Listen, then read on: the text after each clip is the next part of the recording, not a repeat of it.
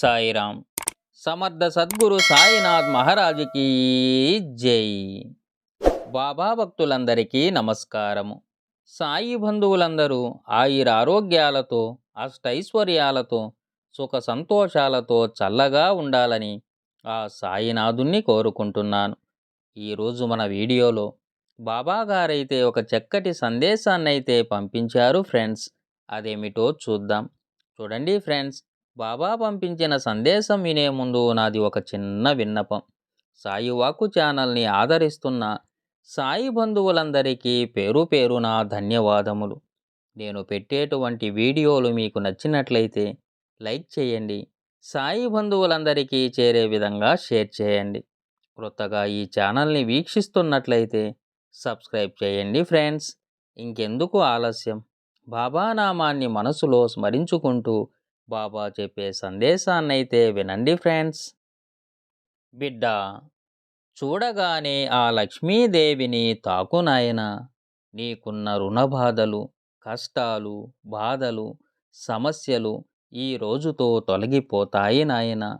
ఎందుకు చెబుతున్నానో అర్థం చేసుకో బిడ్డ. నేను చెప్పే ఈ 4 మాటలను అశ్రద్ధ చేయకుండా విను నాయనా. నువ్వు పడుతున్న కష్టాలు దూరమైపోతాయి. నీకంటూ ఒక నూతనమైన జీవితం రూపుదిద్దుకోబోతుంది నాయనా. వాటన్నిటికీ ఏర్పాట్లు చేశాను బిడ్డ. స్వయంగా నేనే నీ చెంతకు రాబోతున్నాను నాయనా. నీ కష్టాలకు, సమస్యలకు ఒక కొత్తదైన మార్గం స్వయంగా చూపించడానికి స్వయంగా నేనే రాబోతున్నాను నాయనా. నీకు ఏ సమయంలో ఏది అందించాలో నాకు బాగా తెలుసు నాయనా. కానీ నువ్వు మాత్రం తొందరపడుతున్నావు బిడ్డ.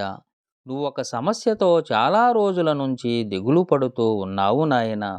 ఆ సమస్య నుంచి ఏ విధంగా బయటపడాలో చాలా తీవ్రంగా ఆలోచిస్తూ ఉన్నావు. ఆ ఆలోచనలతో మనశ్శాంతి లేకుండా మానసిక వేదనకు గురి అవుతూ ఉన్నావు బిడ్డ. ఆ బాధకు కారణమంటూ లేకపోలేదు. కానీ ప్రతి సమస్యకు ఒక మార్గం అంటూ ఉంటుంది కదా నాయనా. ఎందుకు నువ్వు అంతలా ఆలోచిస్తూ మనోవేదనకు గురి అవుతూ ఉన్నావు నాయనా? ఆ సమస్యకు పరిష్కారం అందే మార్గం దగ్గర పడింది బిడ్డ. అందుకే నీకు ఆ లక్ష్మీదేవిని తాకమన్నాను. ఈ సమయం ఆ తల్లికి కటాక్షం నీకు చాలా అవసరం బిడ్డ. ఆ తల్లి యొక్క దీవెనలు నీకు, నీ కుటుంబానికి ఒక వరం లాంటివి బిడ్డ. బిడ్డ, నీకు చాలాసార్లు చెప్పాను ఓర్పుతో, సహనంతో ముందుకు వెళ్ళమని. కానీ నువ్వు మాత్రం దాని గురించే ఆలోచిస్తూ తీవ్రమైన మనోవేదనకు గురి అవుతూ ఉన్నావు నాయన. కొన్ని మనం చేసుకున్న వాటి యొక్క ఫలితాలే బిడ్డ. వాటిని ఎంతటి వారికైనా అనుభవించక తప్పదు నాయన. విధిరాతలో ఉన్నది ఎవరూ కూడా తప్పించలేరు. నువ్వు పడిన కష్టాలకు ఫలితం దక్కే సమయం ఆసన్నమైనది బిడ్డ. బిడ్డ, నేను నీకు తోడుగా ఉన్నాను నాయన. నీ మంచి చెడులు చూసుకునే బాధ్యత నీ తండ్రిగా నా మీద ఉంది నాయన. బిడ్డ, నువ్వు ఇలా అనుకుంటూ ఉన్నావు, బాబా, నేను చాలా రోజుల నుండి ఎన్నో కష్టాలను, బాధలను అనుభవిస్తూ ఉన్నాను. వాటితో పోరాడుతూ ఉన్నాను బాబా. పోరాడి పోరాడి అలసిపోయాను. నన్ను ఎప్పుడు అనుగ్రహిస్తారు తండ్రి? అందరిలాగా ఆనందకరమైన జీవితం నాకంటూ ఉంటుందా బాబా అని అనుకుంటూ ఉన్నావు కదా బిడ్డ. బిడ్డ, నువ్వు నా ముద్దుల బిడ్డవు. నీకంటూ కొత్త జీవితాన్ని అందించబోతున్నాను. విజయాలతో నిండిన జీవితాన్ని అనుభవించబోతున్నావు నాయన. దానికి అన్ని ఏర్పాట్లు చేశాను. అలాంటి జీవితాన్ని చూసేందుకు సిద్ధంగా ఉండు నాయన. నువ్వు చూస్తూ ఉండు. నువ్వు కోరుకున్నది నీకు దక్కే సమయానికి అన్నీ నీ చెంతకు చేరుతాయి నాయన. దానికోసం నువ్వు చింతించనవసరం లేదు బిడ్డ. ఎట్టి పరిస్థితులలోనూ ఆ భగవంతుని మీద నమ్మకాన్ని మాత్రం వదులుకోకు. ఆ భగవంతుణ్ణి నిరంతరం స్మరిస్తూ ఉండు నాయన. నిన్ను ఎలాంటి పరిస్థితులలో అయినా రక్షించే బాధ్యత నీ బాబా తండ్రిది నాయన. కానీ నువ్వు చేయవలసిన పనిని మాత్రం మర్చిపోవద్దు. నువ్వు ఎప్పుడూ ఆనందంగా ఉండాలి. నీ ముఖంలో చిరునవ్వు కనిపించాలి నాయన. ఎప్పుడూ నా నామస్మరణ చేస్తూ ఉండు. ఆ నామస్మరణే నీ కష్టాలను, నీ సమస్యలను దూరంగా తరిమి కొడతాయి నాయన.